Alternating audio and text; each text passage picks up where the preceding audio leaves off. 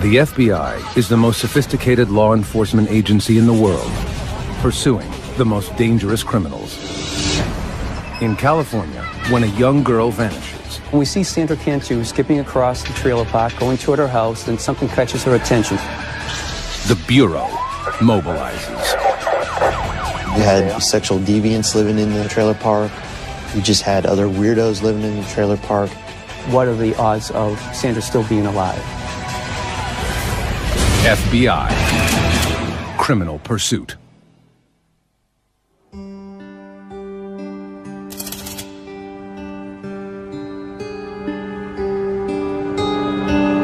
March 27th, 2009. In the blue-collar town of Tracy, California, 8-year-old Sandra Cantu heads home after school. The second grader makes her usual afternoon rounds, knocking on doors and looking for playmates in her mobile home park. Oh, no, you came by okay. All right, all right. There's only 100 people that live here, so it's a very close-knit community. All the residents here knew each other and pretty much trusted each other.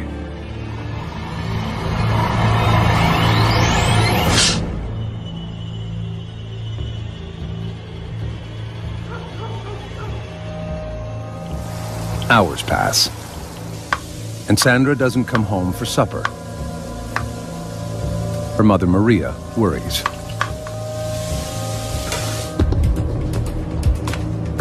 She begins calling her daughter's friends.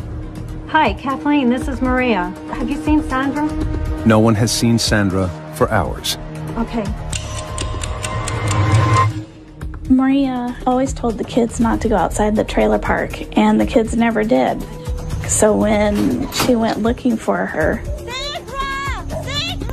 and couldn't find her, she knew something was wrong. Just before 8 p.m., Maria calls the Tracy Police Department. Tracy, please. Well, I have a missing daughter. Okay, how old is she? She's 8. When's the last time you saw her? Oh, it was about 3. She told me she was going over to this one girl to play, and she hasn't been home. And I went looking all over.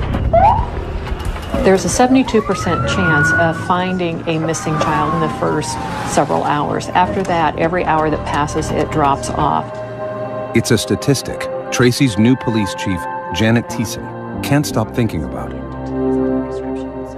Though she's been with Tracy PD for less than 2 months, the chief is a veteran of law enforcement, and she's afraid for Sandra's life.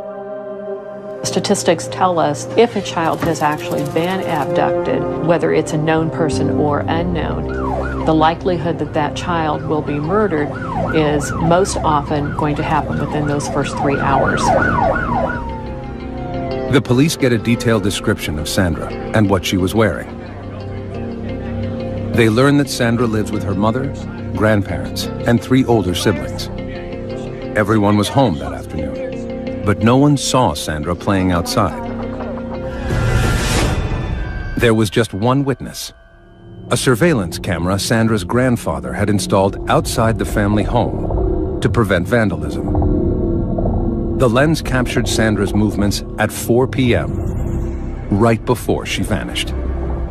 Sandra had the little Hello Kitty pink t-shirt on, looked like black leggings. This was the last that we knew she was in the mobile home park. So that was pretty important for us. It really helped us lock down that time frame. Investigators learned that Sandra's divorced parents are undergoing a support payment battle. Could Sandra's father have taken her? Dad had been out of the picture since Sandra was a young girl. We were able to verify that her biological father was not in Tracy at the time that she went missing. Sandra's father is quickly ruled out as a person of interest. Hours have passed since Sandra disappeared, but there is no sign of the little girl. It's the worst thing imaginable. You have this horrible feeling in your gut that something's terribly wrong, and you don't know what it is.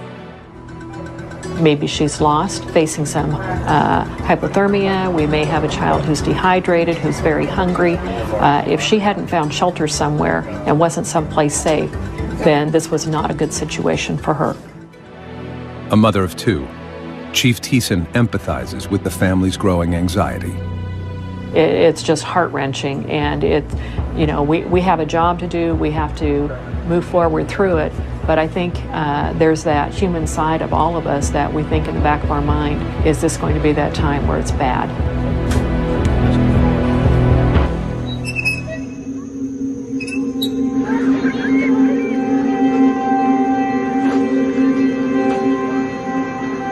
As dawn breaks, volunteers canvass the neighborhood, desperately searching for Sandra.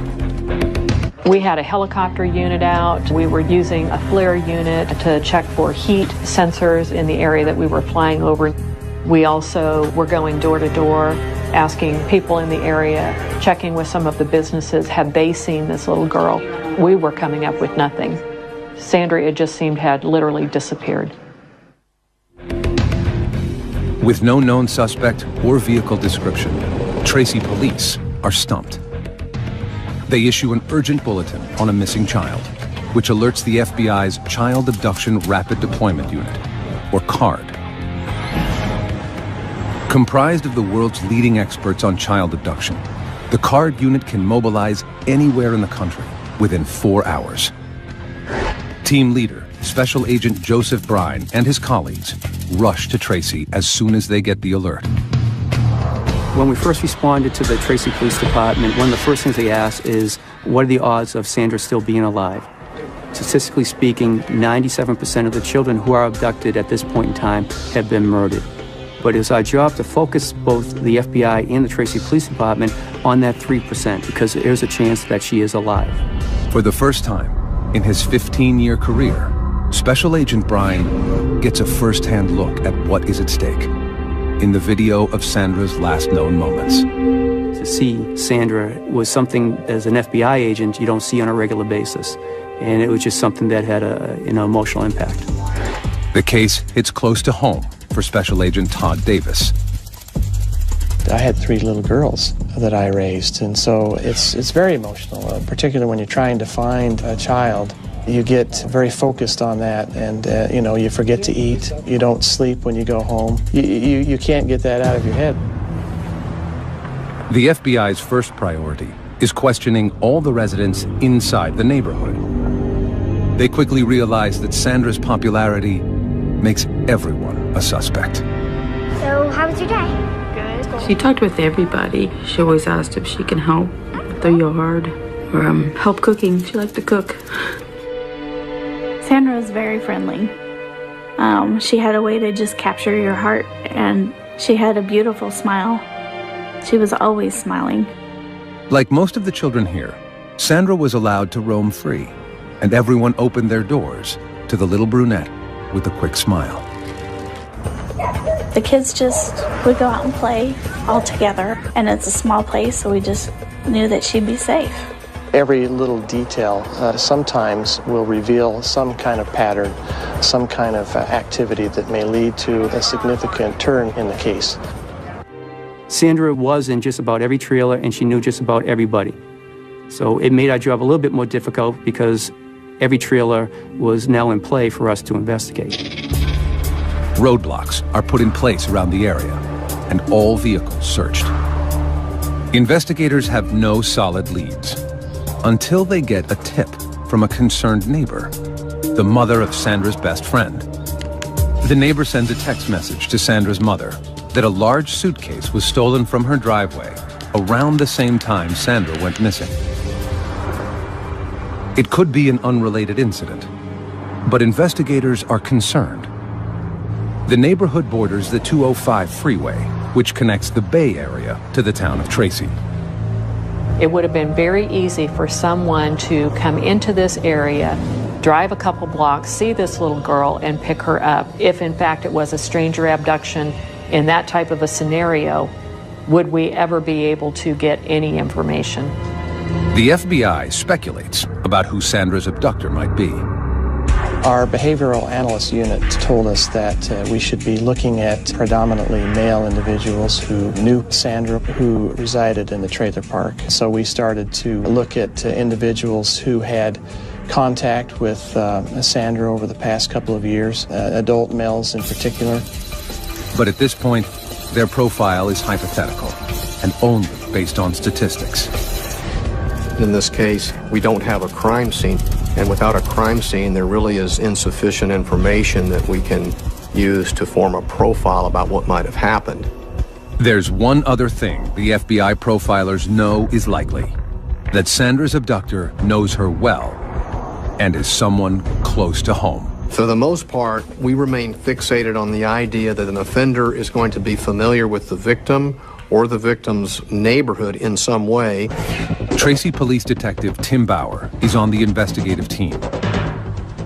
He's been to the trailer park on other cases and recognizes Sandra's family. Like everyone else, he can't rest until the girl is found. And this is the type of case that you could not think about even when you're not at work. And you want to be here 24 hours a day yourself looking for the child that's missing. The FBI works with the Tracy PD to quickly put together an emergency operations center. We utilized about 65 FBI agents and about 26 detectives from Tracy PD. We'd have a whole row of people that were managing the tips as they came in off 3 different computers. Every second counts, and investigators want as many people as possible to know about the case. Everything was such a blur. We had been talking to the media to try and get her picture out there so people were aware of her in case they saw her. We wanted our little girl home. No resources spared, as searchers use helicopters with thermal imaging, dive teams, cadaver dogs, and volunteer foot patrols. 2 of the largest searches for a missing person that have ever been done in Northern California's history. We had approximately 250 people out searching for Sandra. A lot of the police officers told us that it was like they were searching for their own daughter. Sandra became Tracy's daughter. Everyone's hopes sink when a search team at the town dump unearths a pink shirt, exactly like the one Sandra was wearing. Investigators approach her family with solemn news of their discovery. After talking with the family again, we were able to figure out that it was not the right size. It was almost that sigh of relief. Okay, we still are operating on the belief that we are looking for Sandra being alive. If Sandra is still alive, investigators know that time isn't on their side. On video. They pore over the last known images of her, searching for the smallest clue. She looks like she's coming towards home, then all of a sudden she turns her head to the right and heads off in a different direction from where she was coming. I probably looked at it 40, 50 times, trying to figure out what else might have happened that caught her attention. Nothing more is seen on the tape until a neighbor drives by 8 minutes later. A canine unit can only track Sandra's scent for a couple of yards. We had some dogs track her scent down this street. So we know, of course, she traveled to the end of the street up to that corner. And that's the last scent that we were able to pick up at that point. Investigators interview anyone in the neighborhood who is a registered sex offender or has a criminal record. The list of persons of interest is shockingly long. Sunday. You had sexual deviants living in the trailer park, people on probation, parole living in the trailer park.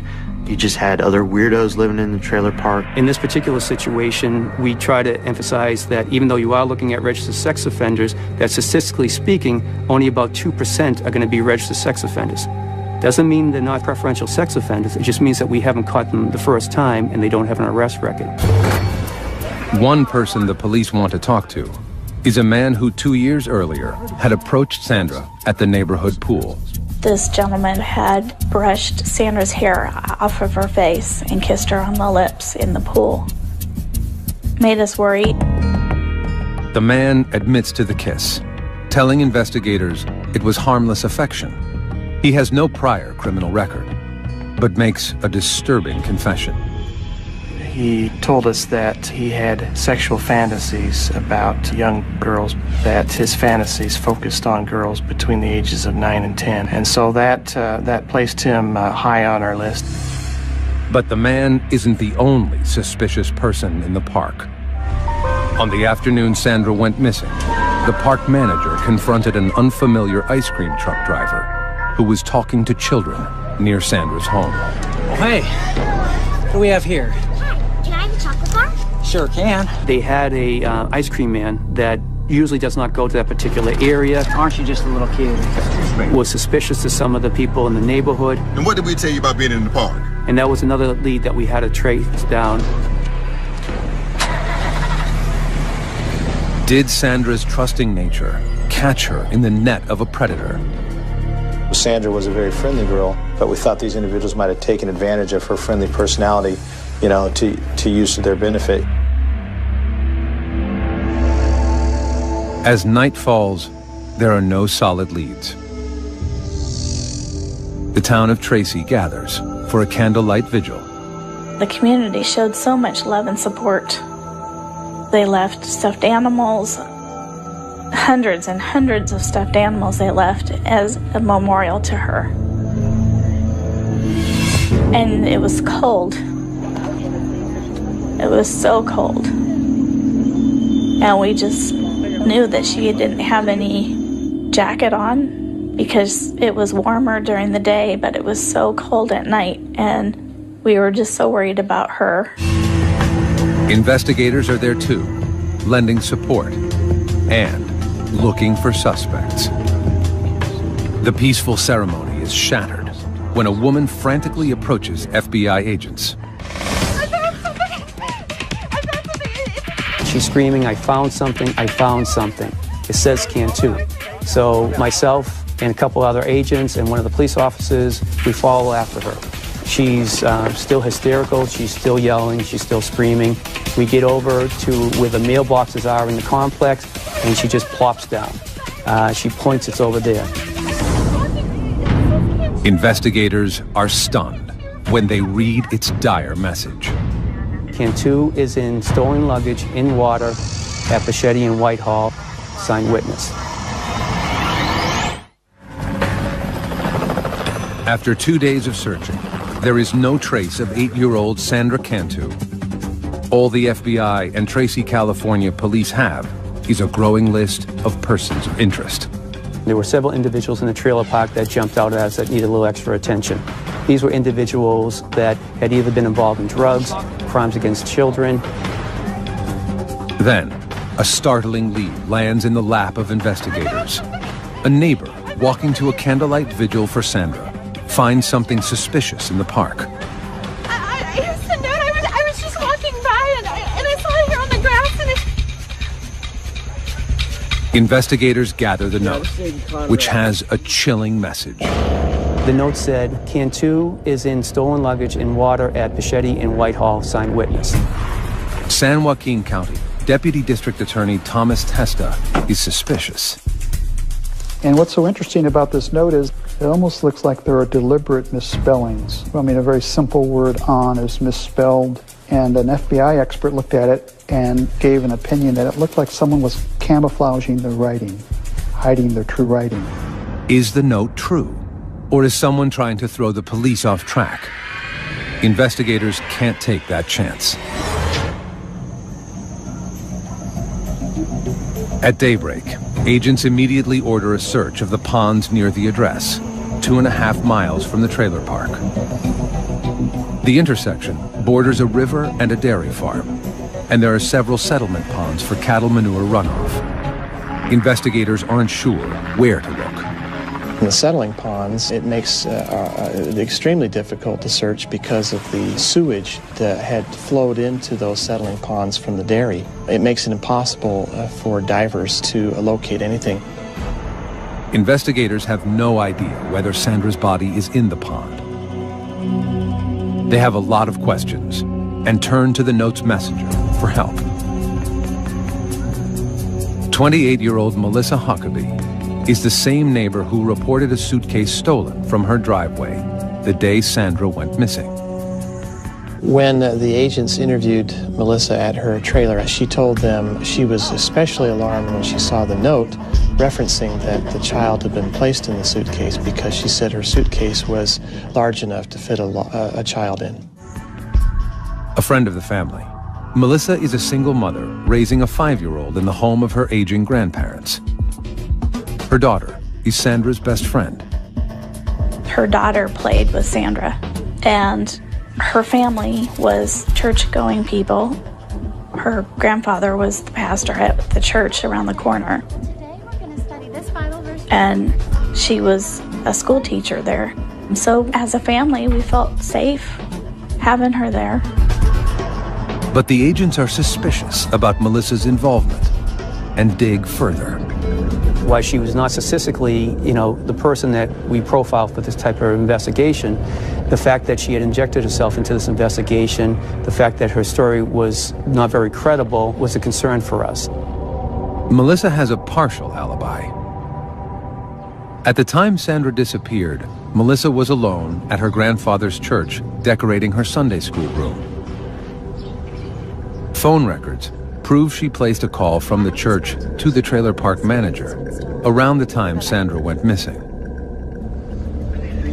Even so, agents search Melissa's car. We found a blue self-sticking note, and when we retrieved that note and looked at it more carefully, we noticed that there was some scribbled handwriting. Closer inspection of the note reveals something suspicious. And our evidence response team was able to isolate the scribbled writing on top and adjust the color and contrast and shading. Underneath the handwriting were 3 words: Bachetti, Whitehall, and water. The address is the same as the one written on the note Melissa supposedly found. Is she the author of the ominous message? In Melissa's messy bedroom, agents find a notebook hidden below the nightstand. It is the same type of paper as the note, and a page is missing. It also contained on it some indented writing that we held up to an alternate light source, and our evidence response team was able to discern a couple of letters that exactly matched letters found on the anonymous note. Investigators are now certain that Melissa wrote the mysterious note. But why? Is this an attention seeker who somehow wants their 15 minutes of fame, or is it a situation where this person is trying to find out what do the police know and how close are they getting to me? In spite of the questions surrounding her, Melissa cooperates with police, offering valuable information about yet another suspicious neighbor. Yeah, the guy right there, he's really creepy. Every so often, Sandra would go to the man's home and play games or hang out. Do you have a deed? And he's been linked to an alarming incident with another little girl in the trailer park. That's for you. A 7-year-old child had been drugged, and he had assisted the child's mother in taking the child to the hospital. And when the police arrived at the hospital, he exited abruptly. That was an indication to us that maybe there was something that he was hiding. Cadaver dogs search the man's vehicle and get a positive hit on the truck. But the evidence team finds no traces of human remains. And residents are coming forward with more disturbing information. Police are shocked when a stepfather and stepson who share a trailer volunteer photos they have of Sandra on their cell phones. The top of her shorts were unbuttoned as she's sitting on somebody's lap. And the fact, of course, that they admitted that she was in their bedroom frequently was of concern to us as well. A search of their home uncovers a computer with questionable images of children and a stuffed animal used for masturbation. But the 2 men have no criminal history of offenses against children. By now, it's been a week since Sandra disappeared, and her once idyllic neighborhood has turned into a land of horror. FBI agents and the Tracy PD work around the clock, chasing down leads. Every hour that ticks off, You feel that stress and that tension. I really literally had to order people to go home. Every second that we're sleeping and that we're not working the case, maybe that's that moment in time that if somebody was doing something on the case, that we still had that opportunity to find Sandra and to find her safe. Investigators need to narrow their list in hopes of finding a suspect. They decide to administer polygraph tests. They start with the man who had kissed Sandra at the local pool. He passes. His alibi also pans out. He is not charged. The suspicious neighbor also passes a polygraph test, but has no solid alibi for the block of time. Investigators learn he is a close friend of the man who kissed Sandra. Could the two have worked together? The stepfather and stepson, who were found with questionable photos of children, are also given polygraphs. The results are disturbing. Each of these individuals failed the polygraph on the question of whether they had anything to do with her disappearance. But as authorities begin to move on their leads, they make a tragic discovery. The suitcase surfaces.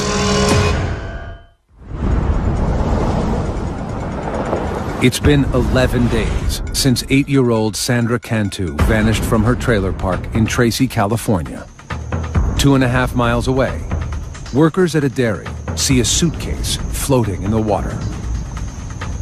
They call the sheriff, who rushes to the scene with Tracy PD and the FBI. Is she in there? We wanted to know, but at the same time, we didn't want to open at the scene, obviously, because we want to protect the integrity of what's inside. Hairs and fibers, other pieces of evidence that can link us to who did this, if this is actually Sandra in the suitcase. The suitcase does not have any identifying marks, but the zippers are tied together with a thin white string.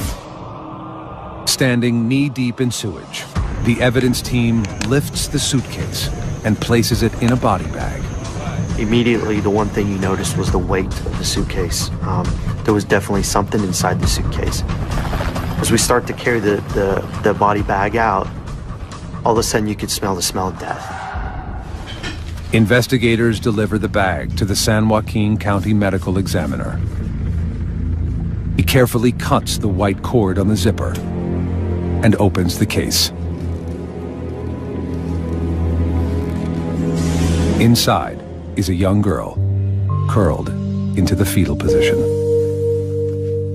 Dental records and her clothing confirm what investigators don't want to hear. It is Sandra Cantu. It's devastating. You know, we lived up to this moment that she's still alive. We gotta find her. She's still alive. We can find her. We can find her. And then at this point, we can't. The only thing we can do to help her now is by finding out who did this. Sandra's body is fully clothed, in the same outfit she was wearing when she disappeared. Toxicology reports reveal she was drugged with benzodiazepine, a powerful sedative. There are no obvious injuries on Sandra's body. No scratches, bruises, or cuts, except a small scrape on the inside of her bottom lip. The coroner determines that she was sedated, then smothered, before being put in the pond. And there's something else. The doctor determined that she had been sexually assaulted, and at first was kind of confused because of the angle that had been used for the sexual assault, and kind of determined that it had been with a foreign object. After assaulting her, Sandra's killer completely redressed her body. What it suggests to me is that this was an individual who knew Sandra and perhaps may have felt remorse and wanted Sandra to be presentable. Special Agent Marcus Knudsen stays with Sandra's body as she is taken for x-rays and then to the morgue.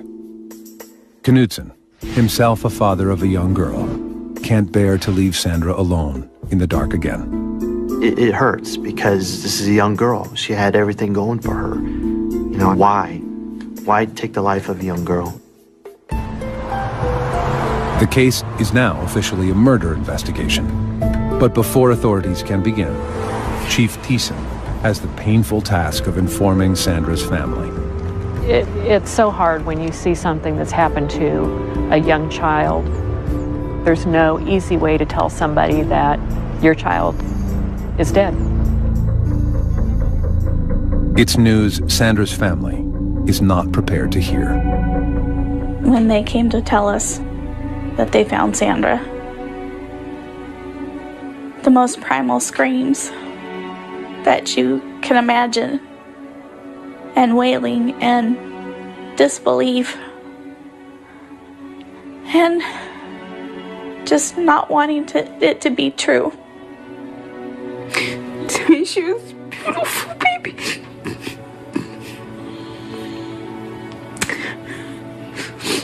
She was my beautiful little girl.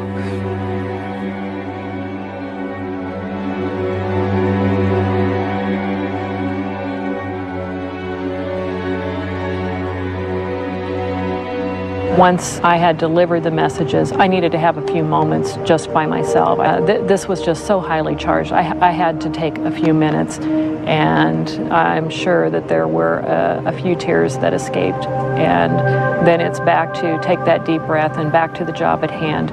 Now we had a killer to find. Authorities know the killer is on the loose and could strike again. And the messenger of the note, Melissa Huckabee, is now their prime suspect.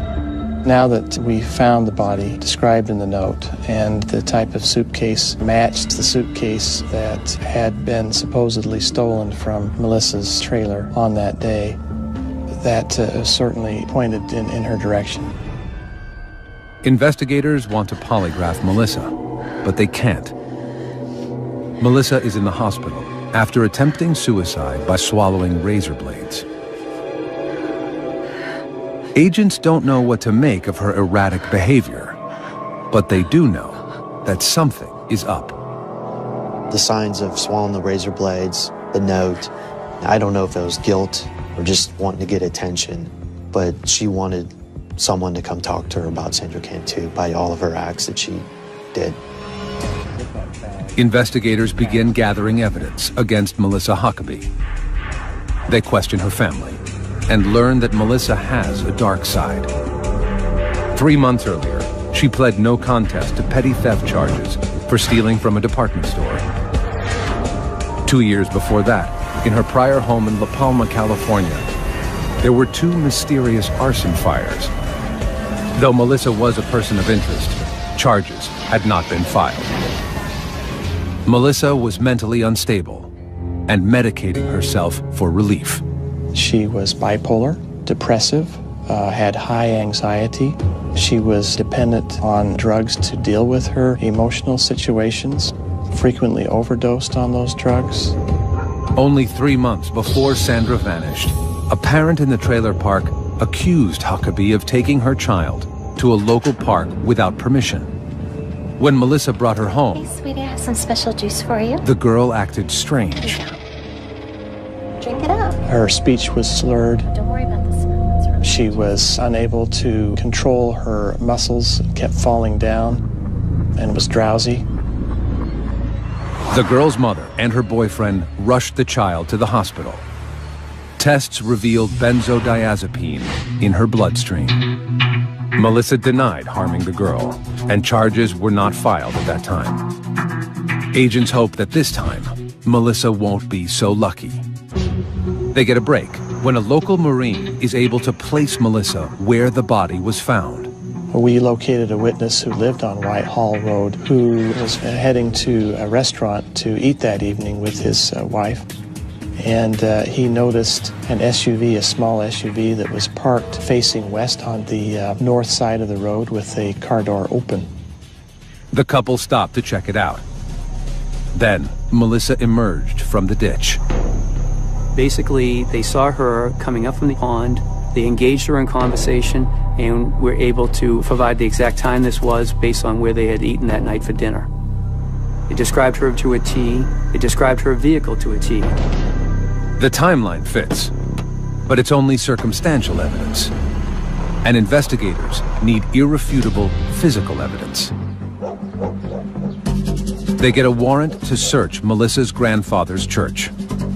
We conducted a search of the church looking for any cordage that would match the description of the cordage we found on the suitcase. and we found a blind in the Sunday school room used by Melissa that had been cut and retied. Investigators are also looking for the object Melissa allegedly used to sexually assault Sandra. We covered the church head and toe with alternate light source, looking for bodily fluids and blood. In the kitchen, they find a bent rolling pin. And the rolling pin had one side that had a red smudge on it. So they collected it with gloves, of course, put it in a bag, and tried to find fingerprints on it and collected that smudge. Now, agents have to wait for the crime lab to do its work. They want the case to be rock solid before they make an arrest. They won't have that luxury. 5 days after entering the hospital, Melissa Huckabee is released. Her daughter and grandparents have left town, and her house is empty. Police wiretap Melissa's phone. The next day, they hear a phone call that stops them in their tracks. She asked for Sandra's sister to come down and play with her daughter. Hey, Maria. Yeah, I was wondering if your daughter could come over and play with Mike. Clearly, the concern for the Tracy Police Department and the FBI was that Melissa Huckabee was now asking this girl to come down so she could kill this young girl, just like she had killed Sandra.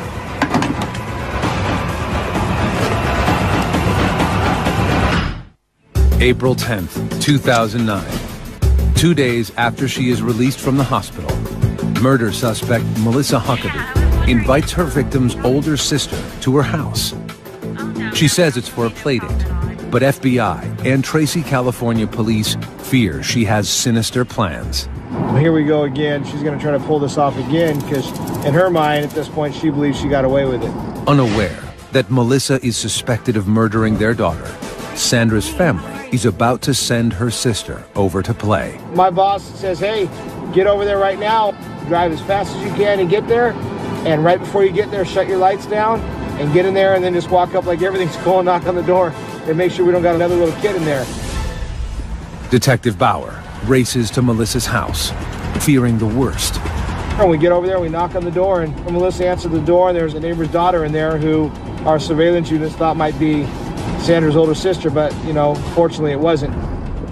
Trying to act casual, he convinces Melissa to come down to the station for a formal statement. I mean, you can look at this as like a game of cat and mouse. We let her believe that she was winning the early rounds, but we knew the ultimate goal for us was to, one, get a confession out of her, but two, to get her to understand that we knew and we had evidence to show that she was solely responsible for Sandra's death and assault. In the interview room, Detective Bauer confronts her with proof that she forged the note about the suitcase. We took a normal, 3-inch blue sticky note and we blew it up on graph paper the size of this wall right here. And it had the 3 words on it that were scribbled out, Pachetti Whitehall Water. And the person wrote this note and had to be the only person that knew where Sandra was. Melissa denies everything. After 5 hours, Detective Bauer confronts Melissa with the evidence that cracks her lies wide open. Between 5:30 and 5:40, 2 people saw your car stopped on Whitehall Road. They saw you come from out of the bushes on Whitehall Road, and someone asked you what? When I was okay, and I said I was going to the bathroom. Mm-hmm. What were you doing, Melissa?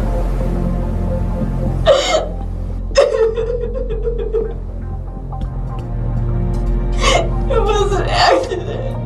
I told you it was an accident. I know it was. Accidents happen. Kill her. You just died.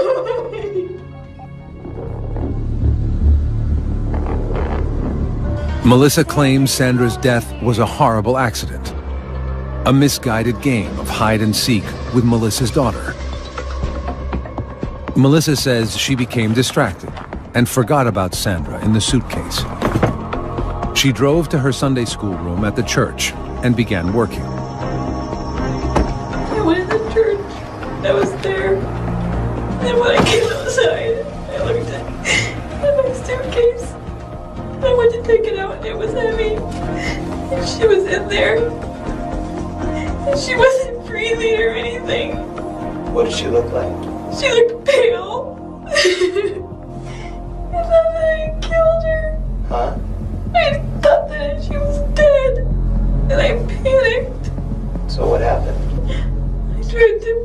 up and she wouldn't wake up. Melissa claims she tried CPR, but it didn't work. She zipped the girl back into the suitcase and decided to hide the body in the pond. Dead and I killed her. I didn't want anybody to think that I had killed her. But I didn't know what else to do. Melissa denies sexually assaulting the little girl, but her partial confession is enough for Tracy PD to arrest her for the murder of Sandra Cantu. Investigators tell Sandra's family the stunning news. We felt very betrayed to know that it was Sandra's friend's mother who did this. Forensic tests on the evidence from Huckabee's home and the church confirm what investigators already know, that Sandra's death was no accident. Reports reveal that the metal rolling pin in the church kitchen contains traces of Sandra's DNA. Sandra had never been in that church, so her DNA should not have been on that. So it was a real powerful piece of evidence. The cord from the blinds in the church are compared to the string on the suitcase. The laboratory came back with a report indicating that that cordage was the same size, color, dimension, and substance as the cordage found on the suitcase. Analysis of Melissa's home computer suggests that Sandra Cantu's murder was coldly premeditated. We found an article detailing the murder of a child, and that child had been murdered by her grandfather and placed in a suitcase, and the suitcase had been thrown in a river. Based on the evidence in this investigation, it appears that this was premeditated, and it was a sad opportunity that presented itself, and she took advantage of it. The forensic evidence is the final piece of the puzzle. Authorities use it to construct a timeline of what happened to Sandra, beginning with the surveillance tape. At 4 p.m., Sandra walked off screen in the direction of Melissa's home. Sandra, come on over here with me. Come here. You want to help me decorate the church? Sure. Okay, come on, let's get in. 8 minutes later, Melissa's car drove by.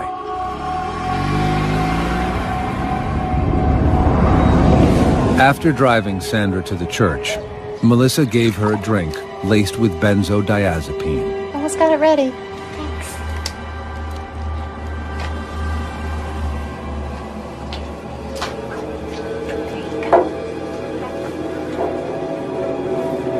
Go ahead, drink it all up.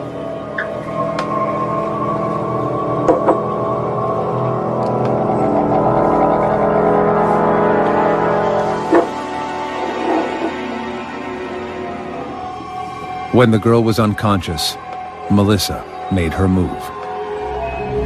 Around 5 p.m., phone records show that Melissa made a call from her grandfather's church to the trailer park manager, reporting her suitcase stolen. She started thinking of needing to cover her tracks by making sure she reports the suitcase that has Sandra's body was stolen. So if the suitcase is found, she could claim, well, someone stole it and someone else must have put the body in it. Then, shortly before 6 p.m., the eyewitness saw Melissa near the pond. Hey, how you doing? What you doing? Sandra Cantu was dead before her mother ever called 911. May 10th, 2010. Faced with overwhelming evidence, Melissa Huckabee takes a plea deal and admits guilt in the kidnapping and murder of Sandra Cantu. All other charges are dropped, including charges of drugging and rape.